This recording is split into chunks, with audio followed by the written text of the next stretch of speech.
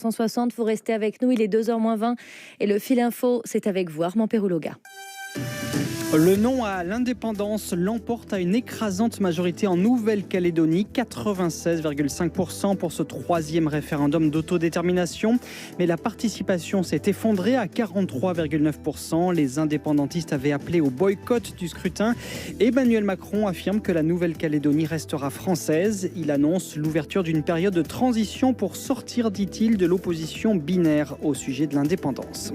Au moins 83 morts et des dizaines de disparus aux États-Unis. Bilan d'une série de tornades destructrices dans 5 États du centre et du sud, notamment le Kentucky.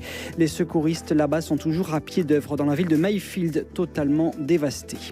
Nous sommes en train d'atteindre le pic de la 5e vague de Covid. Précision d'Olivier Véran aujourd'hui dans les colonnes du Parisien. Le ministre de la Santé craint que ce pic ne se transforme en plateau.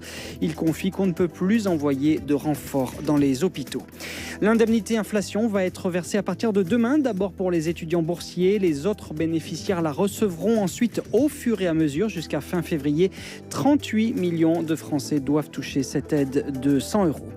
Et puis Max Verstappen ou Lewis Hamilton, l'un d'eux sera champion du monde de Formule 1 cet après-midi à l'issue du Grand Prix d'Abu Dhabi, dernier de la saison. Les deux pilotes sont à égalité de points au classement général. C'est le Néerlandais Verstappen qui partira en pole position tout à l'heure à 14h devant le septuple champion du monde. France Info. Et après la victoire du non au référendum en Nouvelle-Calédonie,